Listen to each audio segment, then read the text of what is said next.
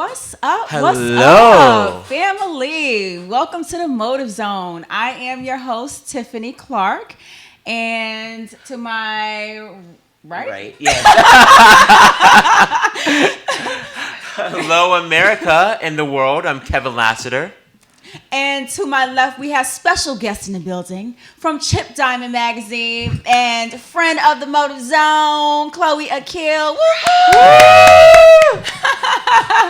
And today we are talking about her anxiety. Yes. Right? Yes. Because last week we spoke about the black man and anxiety. Yes. And so just to give a little recap, Chloe, we usually, we give a little recap. We talked about how... basically anxiety for black men is not widely spoken about. Right. Or mental health issues, period, or anything pertaining to the black man is not really spoken about. You can't really find too much about it on Google. So we wanted to make sure we dedicated a whole episode to talking about the black man's experience with anxiety and different ways that we could cope, they could, cope with that. We had a special guest, Broccoli Balboa. Shout out to him for... Our main man. Very cool guy. For joining us last week. And basically what he did, he spoke about his experience with anxiety, and he also gave some holistic tips on how to combat that with some natural herbal remedies and all of that good stuff. Yes. So moving right along, we usually do the motive of the day next. So the motive of the day, you guys. I'm excited. Okay. I'm excited to hear. Well, it kind of pertains to... I kind of took a page out of Ellen's playbook. Okay. Because, at the end of her show, she always says to be kind. Yes. And so the motive of the day is to not only be kind to others, but to be kind to yourself. Because, firstly, okay, rewind. Be kind to others, whether they deserve it or not. That's the motive of the day. Yes. Because being kind to other people has no bearing on you. Yeah. Their stuff is their stuff. Right. And you can still be kind to them without being unkind to yourself. Exactly. And so, going right along with that, just making sure that if you are kind to people that you feel are unkind to you, the best way to be kind to yourself is to remove yourself from that situation. You know what I'm saying? Very powerful. You do not have to lower yourself or, basically get yourself anxious or upset or whatever. Just take yourself out of the situation. But just remain true to who you are. Always remain true to who you are and show kindness to others, please. Exactly. I believe in the effects of the I believe in the Eastern tradition of karma. Yes. And it's not so much, okay, what you do happens to others. It's, you got to think more deeply. What you put out there, you get back. That's right. So when you're kind to other people, when you show kindness to other people, even if they have disrespected you, notice I say show kindness and respect the way that you would like to be treated. I didn't say have them walk all over you. Tiffany is right. When you see yourself in a particular situation, walk away. Don't lower yourself. But be kind, be respectful, and you're planting the seeds and you will reap what you sow. Right. So, and plus you lose a lot of energy with anger and meanness. Yes. And the reason I bring up kindness is because, like I said, today we're going to be speaking about her anxiety. Yes. And I know that over the years, one of my sources of anxiety was the fact that I felt I was being too nice to people sometimes. People pleasing. Yeah. Exactly. People pleasing. Exactly. It's a nice anxiety trigger. Yeah. Exactly. And so I've come to the conclusion that my own philosophy is that regardless of whether or not somebody is deserving of my kindness or not, I'm not going to stop being true to who I am. Right. And, in order to match their energy. Right. And so I think that it's important that you always stay true to who you are as opposed to allowing, because what happens is, like for me, people pleasing, it kind of stirs up a little bit of... It overwhelms you. Yeah. It's completely consuming. Yeah. Yes. And you spend most of your time trying to figure out how you can make other people happy. This person happy, and you've done nothing but your frustrate yourself. Right. Nothing It's but frustrate exhausting. yourself and drain yourself. Yeah, Yes, it's yes, exhausting. yes. And you're trying to solve the world. You're trying to the problems of the world. You can't even help yourself because you're so spread out. Yeah, and not only that, by being kind to others when they're not as kind to you, is not being unkind to you as long as you set boundaries. Mm-hmm. You know what I'm saying? As long as you're able to say, okay, well, you know what? I see that this person is taking my kindness for weakness, or they're not appreciating and valuing what it is that I bring to the table. Right. Then I need to remove myself from the situation. Right. You know, I don't have to engage in drama and nastiness in order to be kind to myself or be true to myself. You know what I mean? Mm-hmm. That's very true. Yeah. Yeah. So before we get into the real meat and potatoes, Yes. the real meat and potatoes, let's talk to Miss Chloe Akil. Bringing it back to Miss Chloe. Yes. Tell us a little bit about yourself and about the magazine, because Chloe has a magazine, y'all. Chip Diamond Magazine is on. Follow. It's on Instagram at Chip Diamond Magazine and Facebook, and on Twitter, Facebook, Twitter, YouTube, all that good All stuff online. ChipDiamondMagazine.com. So tell us a little bit about your magazine. Sure. It's actually funny that that's the topic of the discussion, and you brought up my magazine, Chip Diamond Magazine. What most people don't know is I've gone through probably 2 large stages of depression. And after one, that's when I started Chip Diamond Magazine. I took what I was going through, my experiences, my relationship, and my family, and I refocused my energy, and I decided that I would use my magazine as a platform of expression. It allows people to speak, all the writers, all the people who contribute to the magazine speak freely. They give their honest opinions, and that is never edited. So it's called Chip Diamond. Our theme is what everyone wants to know and what everyone wants to know, but no one wants to ask. Powerful. So check us out. Yes. Powerful. Thank you. Mm-hmm. Politics, fashion, dating, and dope are our main topics. Right? Yeah, Thank you. dope. And Miss Chloe made me a contributor at one point in time, so I am very grateful to this She's still a beautiful contributor. lady. She doesn't. She's still a contributor. So it's This so is going- dope.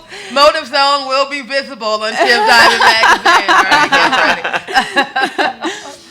So yeah, and so like just getting into our next segment, which is Real Talk. Mm-hmm. You spoke about how you channeled your anxiety and your depression into creating Chip Diamond Magazine. Mm-hmm. And can you tell us, I mean, if you don't mind, talking about what some of your sources of anxiety and depression have been over the years? Oh, God, absolutely.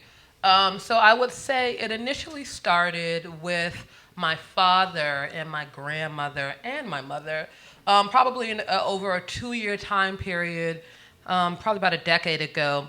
My mother lost her eyesight. My father died after having 3 or 4 strokes and living in another country. And I was divorced, got married and divorced, all within the same time frame. But my father passing, my grandmother passing, and my mother losing her eyesight was an initial trigger of depression. And when I entered into that state of depression, I was unaware. Depression is hard to recognize if you've never experienced it before. Right. You just feel like you're drowning, and you feel like you have responsibilities or overwhelming emotions or feelings that you should be able to control or contain, and you can't. Ultimately, that's what happens. Right. And then more recently, in 2016, I had a series of events that took me into a deeper state of depression and heightened it, and I've experienced more anxiety than I ever had before. And that trigger was while I was in a fire, and then about 4 months after I was in a fire, my stepfather passed away from a heart attack. 8 weeks after my stepfather passed away, my mother passed away. And later on that year, my first aunt passed away, my mother's sister. So I've had several very serious battles of depression, and my therapist, because I do have a therapist, everyone should have a therapist. Yes. My therapist says that any one of these events isolated would have been enough, or should have been enough, to send anyone into a state of depression, and I had them all. Yeah. At one time. Well, can I just hug you for even Sure. sharing this room? Absolutely. I love community. I love sisterhood.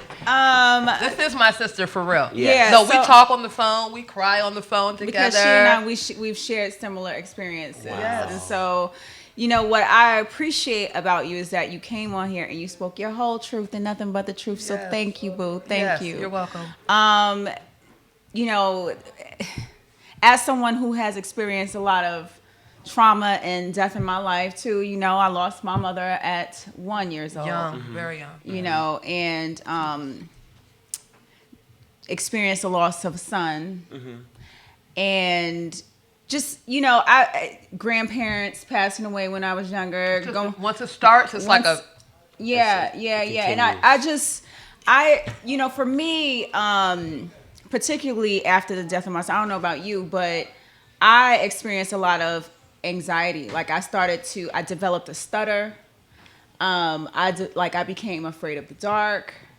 And so like last week, and the reason why we're bringing this up is because last week we were speaking about how anxiety and depression doesn't look the same for everyone. No. There are no telltale signs. Absolutely You know what I mean? not. And that's my sister and I, when our mother passed away, we both experienced completely different forms of anxiety. Right. People don't understand that anxiety and depression are known as the common cold of mental illness.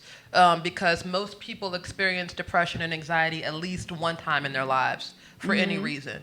And depression kind of hinders you. It prevents you from doing things. You see all these things that you have to do, but you're just drained. You don't have the energy to do them. And anxiety kind of lands on the opposite side, right? You're so frantic. You're anxious. You're nervous about all these things, 100 things moving around in your head at one time. So now you're hyper and anxious and can't get anything done. And you're also depressed and calm and sad and can't get anything done.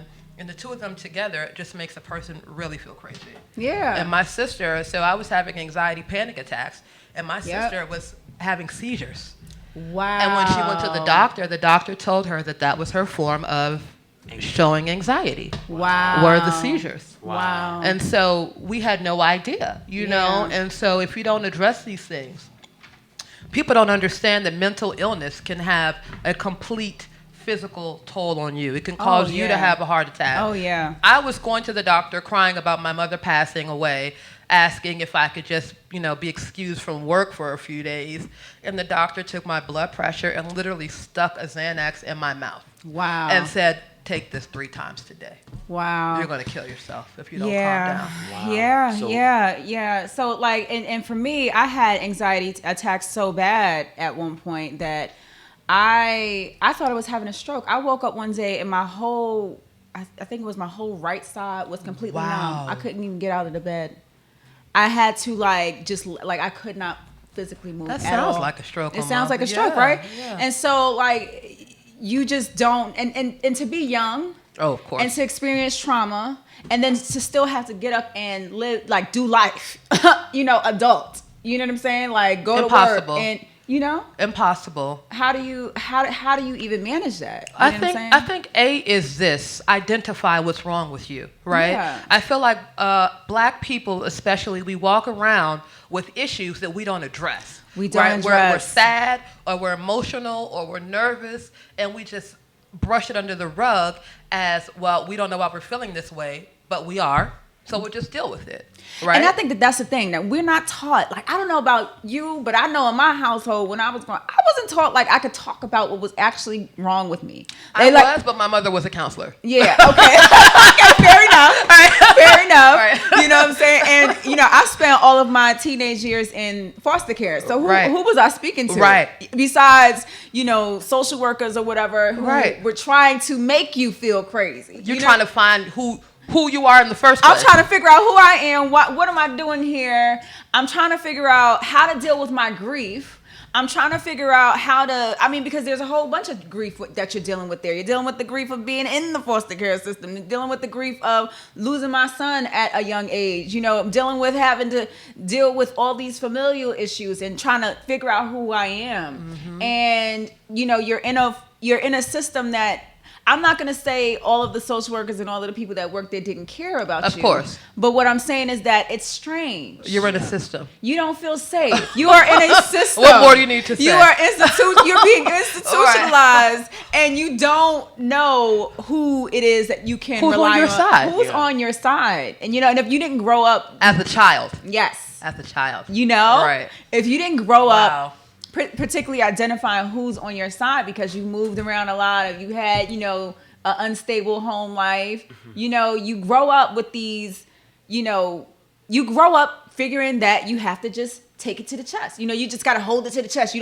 just Suck it up. Suck it up. Deal with it. Deal with it. You'll live. You will live. Could be worse. I'm gonna tell you what. Yeah. It could be worse. Yeah. Yes. It could be And particularly as Black women, like I feel like that is like A justification. A justification for us, like, it could be worse. Right. Yeah. But it also could be better. Right. Right. You know what I mean? Yeah. I didn't start dealing with my grief until.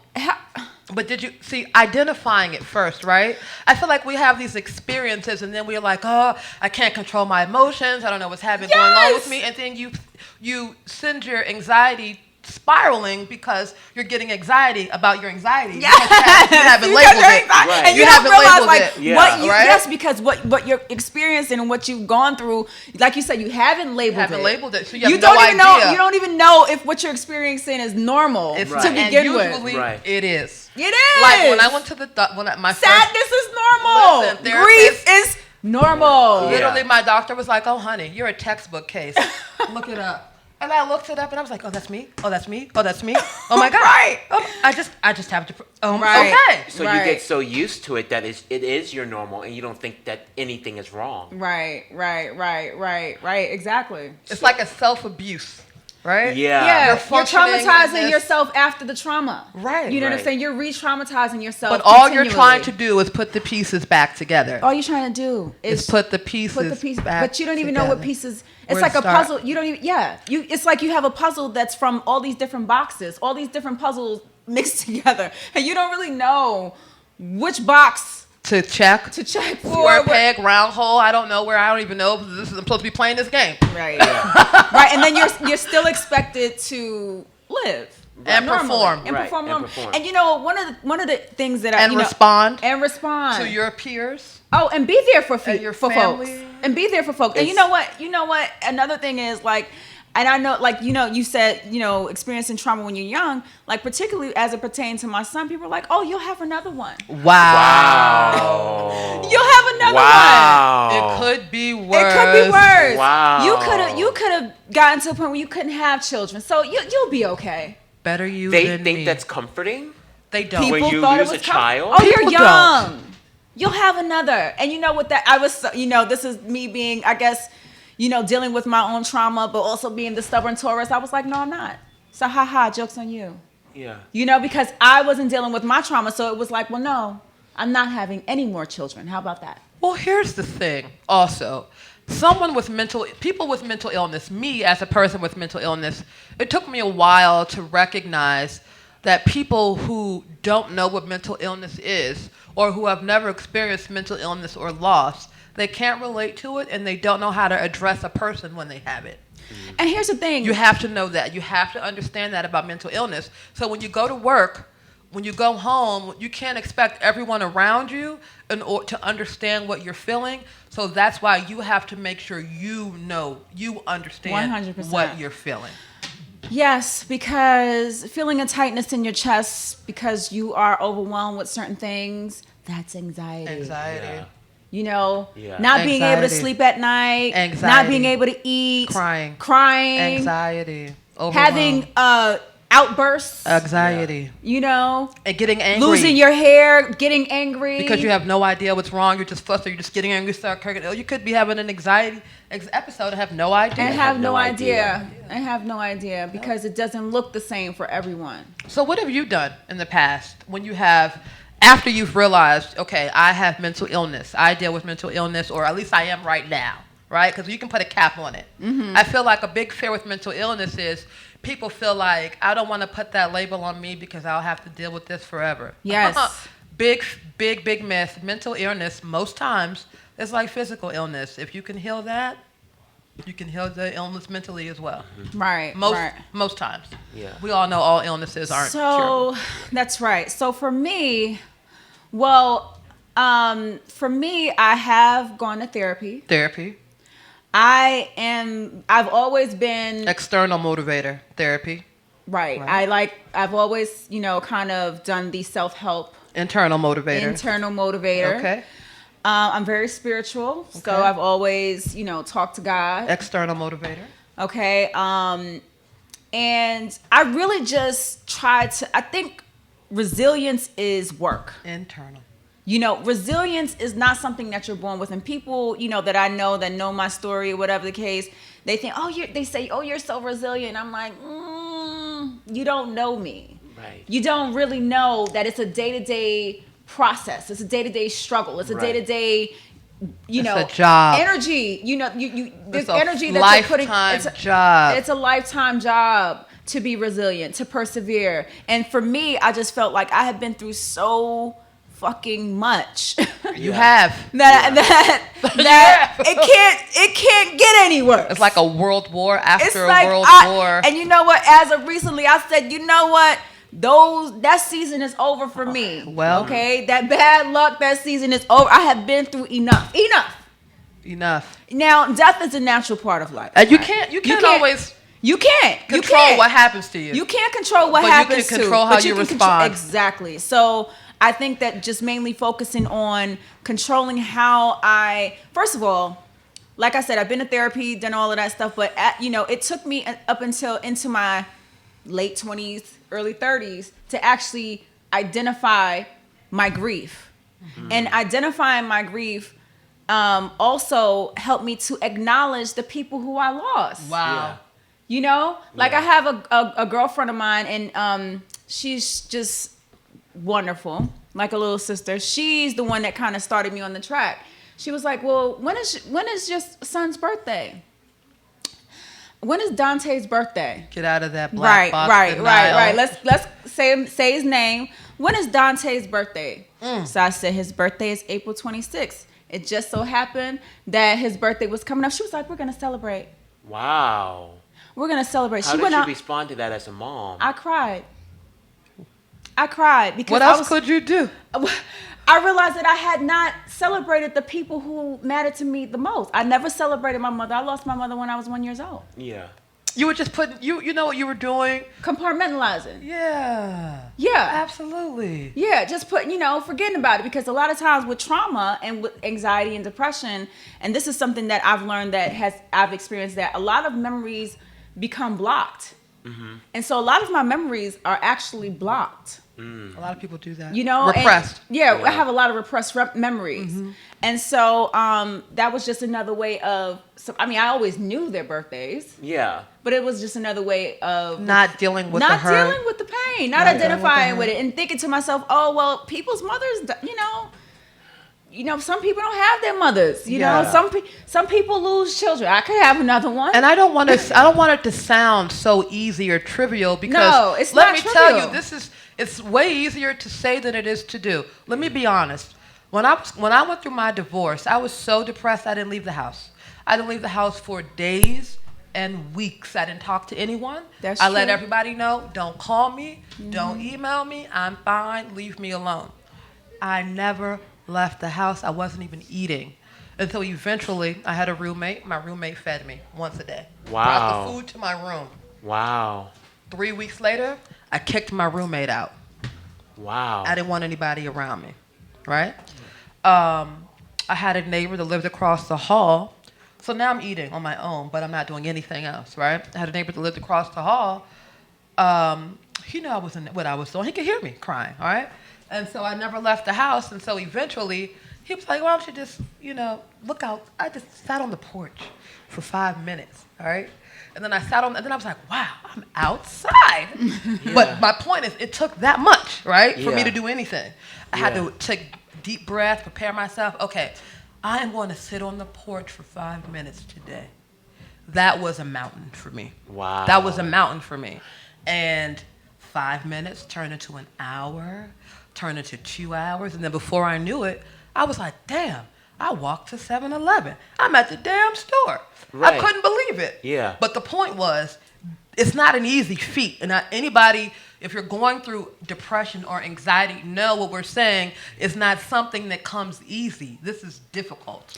Yeah, and you know what's really interesting is that what I love about Miss Chloe is that she's extroverted. You're extroverted. Right.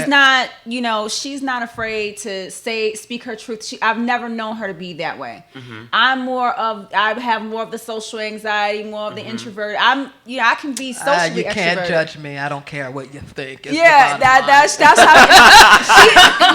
But I wish I could develop that's that. True. But you know what? But The point that I'm trying to make is that she has always kind of helped me to step outside of myself. She's always made me feel comfortable with being, wounded, true human. Human. Thank you. And so, like, me even having this conversation right now, on a live podcast, saying my son's name, it's a lot for you. It's a lot for me. I feel it in my body right now. Me and Tiffany have been friends for a very long time. This is the most I've ever heard her say his name ever. Wow, I've never heard you say his name. His name is Dante. Wow. Can you imagine? That's and we powerful. love you, Dante. Can I hug you? Yes. Hug you, Dante, through hugging me. Yes. And Dante's birthday is 1 month after mine to the day, so I won't ever forget it. Well, let me ask this, my sisters. Yes. So there's an article, I have to pull it out because I hate talking, I hate not being factual, but there's an article and I have to talk to this because you two really speak to this. Are we heading into our next segment of new news? Yes, we are. Oh, we are? We can continue the real talk. Okay. My bad. We don't have to, but I just have to bring this out. So there's an article by Angela Neal Barnett, Robert Stagulis, Marcina Murray, Margaret Payne, Anisha Thomas, and Bernadette Saley called Sister Circles as a culturally relevant intervention for anxiety amongst African American women. That's amazing. I've never heard of that. Yes. Can you repeat it, please? Yes, it's called Sister Circles as a culturally relevant intervention for anxiety amongst African American women. And for our viewers, I will be putting this on the Motive Zones page so that you can view it at a later time. But sister circles are support groups that build upon existing friendships, fictive kin networks, and the sense of community found among African American females. Originally embedded in the Black Club movement, sister circles have been a vital part of Black female life for the past 150 years. They exist directly in the community and within organizations that are components of women's lives. Many women have ties to these organizations that go back generations. Members often refer to one another as Sister X or Sister Y, building on a sense of collectivism and existing kinship networks. Inherently, sister circles provide Black women with help, support, knowledge, and encouragement. And I would even go back further when it says that sister circles amongst when we were in bondage, when Black women were in bondage, sister circles even go beyond then, as women would sit at the end of the day and talk and cook and laugh.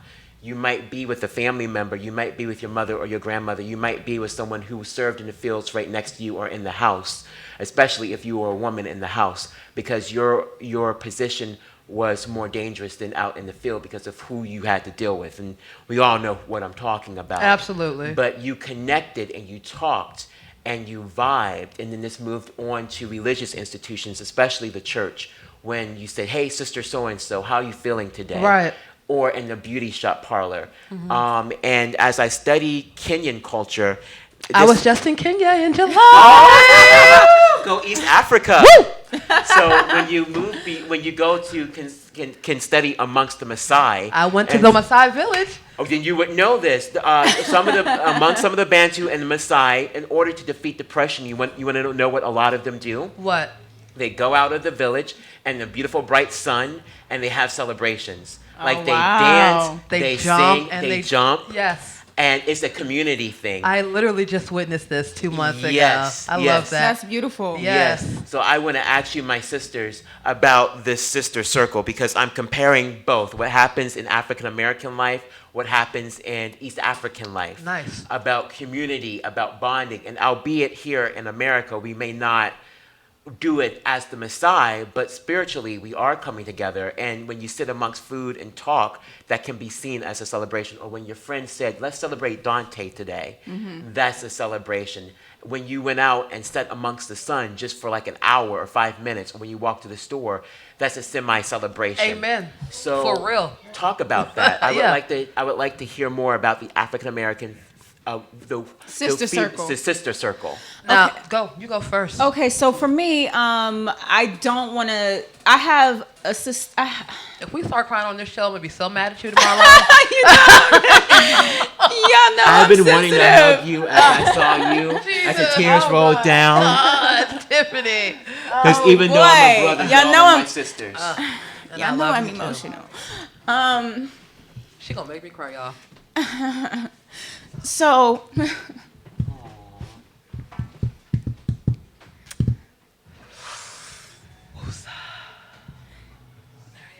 I definitely didn't expect this today. Thought I I definitely thought we were going to be talking about social anxiety in the workplace, okay? But here we are. it's so- a beautiful thing. Yeah, it is. So for me, I can't say that my sister circle is wide. And I'm not saying Doesn't that need to I be don't have a wide, just circle needs of to be sister real. friends, okay? But I do have a small circle of sister friends that I can have this kind of communion with. Yes. One being Chloe. Please, no. My real name, for the record, is a nemesis. Okay, Don't I make call- any mistakes I call about it. her I Seth. love my name. So I have that with Set. So like, for example, when she was going through her grief when her mom passed away and her I had dad, to call her out of the country. we would continually just FaceTime and talk and cry it out and hug it out because there's a certain understanding that you have. Yeah. You know what I'm saying? Yes. Relatable experience. Right, because some people, like we talked about earlier, some people don't talk about their grief. Some people don't talk about their pain. Some people, they want to, as Black women, I understand. We have this face, this facade that we put on this facade like we're supposed to be strong all the time. And so I understand that some people don't know how to relate because they haven't really dealt with their own grief. Relate or respond. Or respond. Or identify. And so my other sister friend, who's like my little sister, she actually, she's the one that started this whole crack me open. Good. She cracked me open because, like I said, I love you, whoever, wherever you are. Thank you.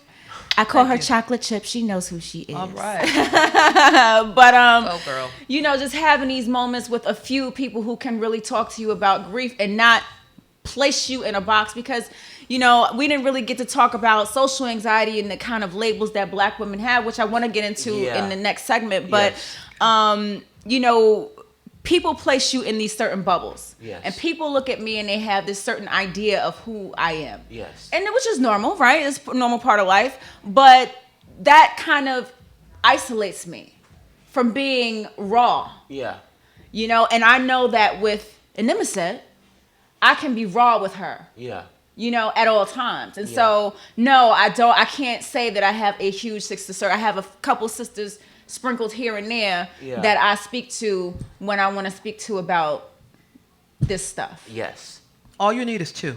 Yeah. I feel like all you need is two. Because when one's not available, you Call have the the other other one. And when those two ain't available, you got yourself. That's right. You only really need two. Honestly, you don't need this. And I do. I'm so blessed. I have this huge circle of friends. When my mother passed away, I got to tell you, I was never left alone. I have never felt so blessed in my life. When my mother passed away, there was someone cleaning up my house, fixing my every meal, and they made sure I had a ball in the freezer. They made sure I had a ball. That extra sauce. A little bit of whiskey don't hurt. Extra, no, You it know does what I'm saying? not. No, it The does phone not. calls never stopped. I mean, the love was there. And, sometimes it just takes the first sister to turn to the other sister and say, hey, listen, I'm not feeling well. Let me tell you this story. Mm-hmm. And what people don't realize is relatable experience is relatable experience. Yeah. More people can relate to you than you know. Yeah. Think about that one song that has that one random lyric that just fits your life to a T.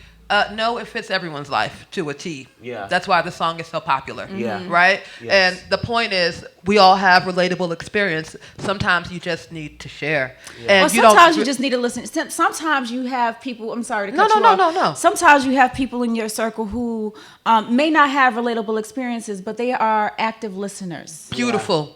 Yeah. My best friend. My best friend, I got to shout her out. Lena Chase, if you don't know her. Cover model, my best friend Lena Chase has been the best sister and support system anyone in this world can ask for. Period. Yeah, and like you said, like I like to call my friends nicknames. They all have one, most of them anyway.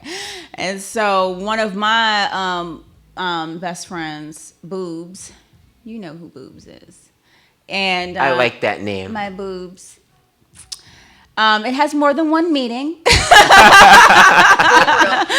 But she's the best active listener in the world. Yes. So, but yeah, just having people that can actively listen is very important. Finding out, like you said, you only need one or two. Yeah. And you have yourself, and I think that doing the work and really, taking time to identify what it is that you're healing. And baby steps. And be patient with Just yourself. sit on the porch. And be kind to yourself. That was the motto of the day, right? Yeah. Be kind to yourself. I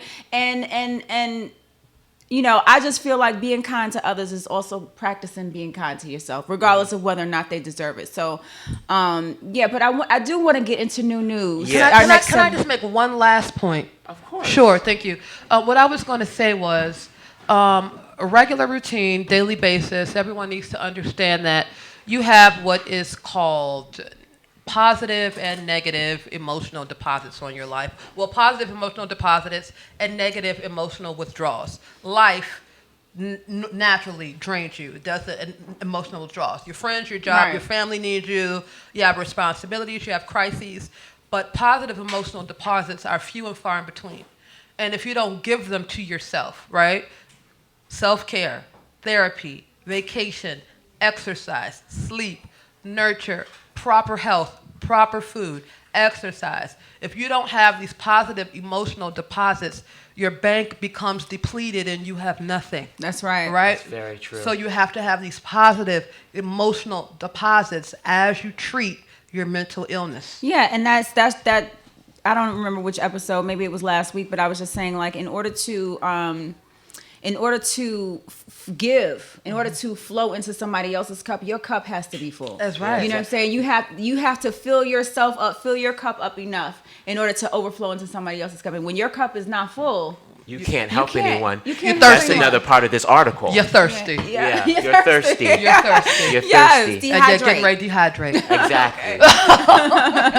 Exactly. Exactly. So, but moving along into new news. Yes. So I wanted to draw attention to this statistic. It's interesting, America. I was watching at home on the OWN network, the network by Oprah, and that talked about black women. It's called Black Women Own the Conversation. 100 black women come together and they talk about issues that are important to the black American community, specifically women. They said that 20% of black people are more likely to suffer from mental health problems. Wow. In this country. 20%. 20%.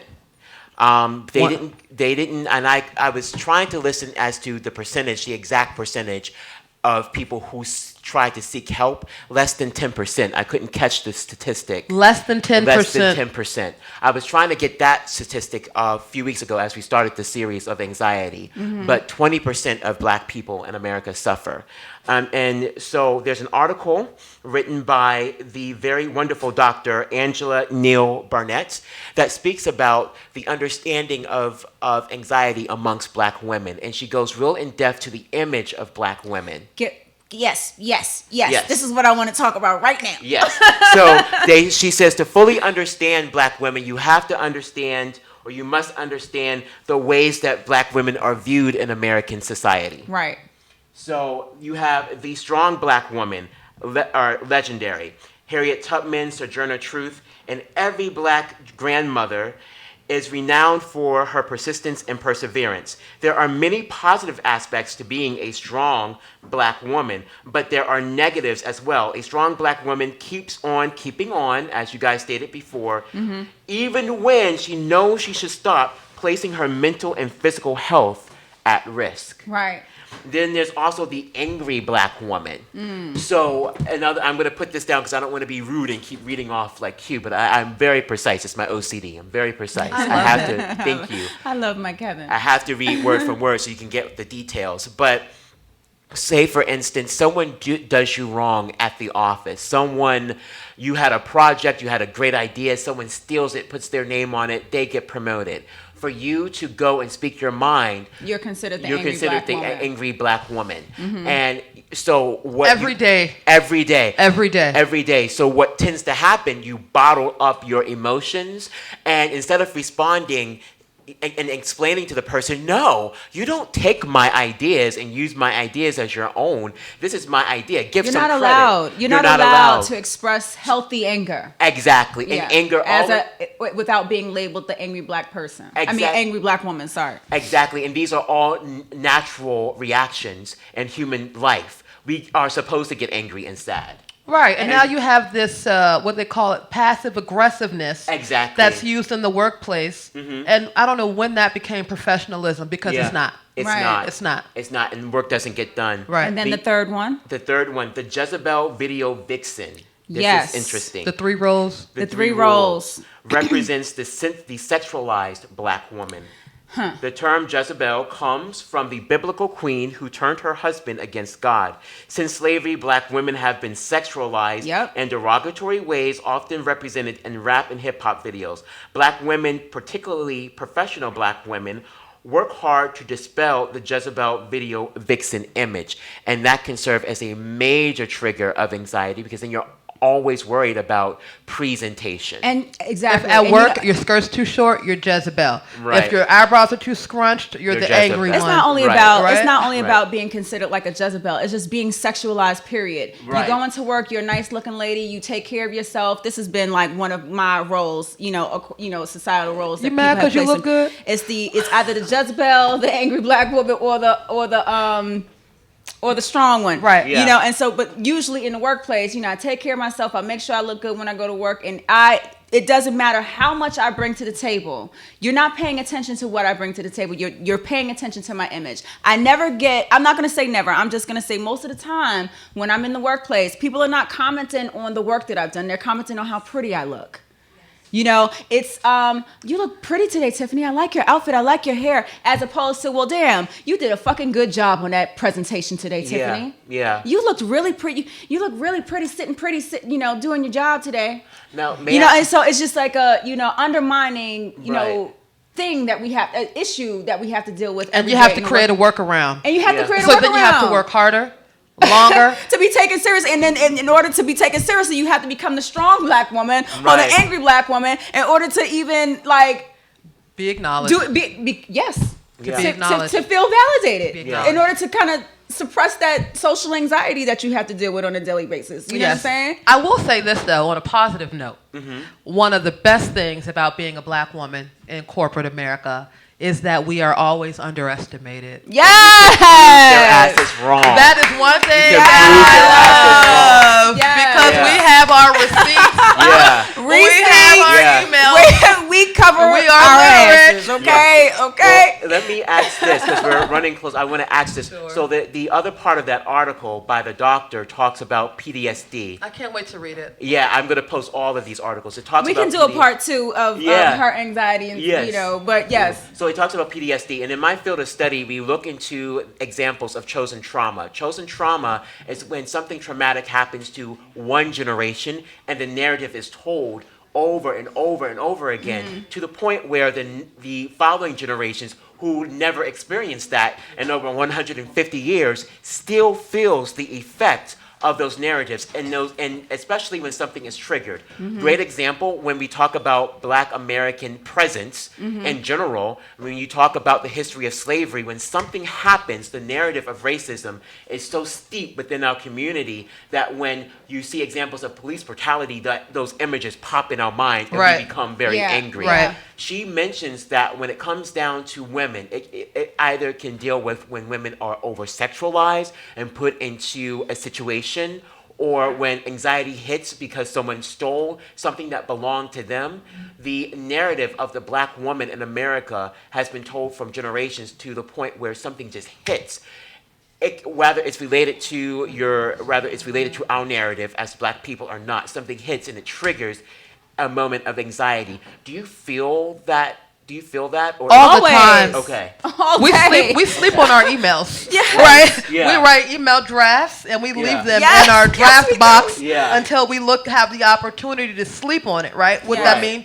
Calm down. Yeah. Yes. Regroup. Yeah. Right? Yeah. Look at this with a clear, logical head because we don't want to give this emotional response Yes. that they expect, Right. and B, boom, A, expect, and B, have caused or triggered, right? Yeah, Right. and then on top of that, you gotta have to like play the game and throw a little passive aggression in there, Keep like those black girl receipts. you gotta really, Keep your soften the receipts. blow, add more sugar to it. You know what I'm saying? Yeah, but yeah, That's the struggle is real. the struggle is for this is every day. But This you is know every what I day. do love though? Well, I like to be positive. You know what I do love? The fact that we have dealt with this for so long that now we have taken all of this hurt and this trauma, and Black women are the #1 growing entrepreneurs in this country. We work for ourselves. That's right. Because we are tired of Yeah. dealing with what you are describing. And speaking of working for ourselves, we're running out of time right now, but I wanted to, for our people segment, Yes. for our people, Yes. I wanted to bring up the fact that in Seekin, My sister, her sister has a is it a pop-up shop? What's going on? Can you make a lot of jewelry right now? She has her own business. Adia Ayo. These are from her collection. Oh, Check them out. Yes. Okay. Beautiful. She will be at the 8th Street Festival this weekend. this weekend, Adia, y'all. ADIAHAEYO. Look it Yes. up. The collection's amazing. Thank She you. has the most beautiful jewelry, made from ladies. all real crystals. made and from stones. all healing stone. Does she make stuff for guys? Yes. Yes, she does. Okay. She does. So Okay. she's gonna be at the 8th Street Festival. So Yes. make sure if you're out and about, stop by and purchase some of her jewelry. I like to shout out our small businesses. Yes. Hashtag no tacky shit. You know, Zin in a exactly. jar. Bridge the gap between- Beats by Woo. Forever Duncan. I see and you. Glam Chaser. Sam Leah Cosmetics. Okay, we're done. Call them out. Call them out. thank you. And also make sure you tune into Chip Diamond Magazine on Instagram, on Facebook, website chipdiamondmagazine.com. And oh yes, you will find us on YouTube and Stitcher and Spotify and iHeartRadio and Instagram and Facebook. Instagram and Facebook. Make sure you tune in again next week. We love you, and that's all for today. Good night, everybody. Peace.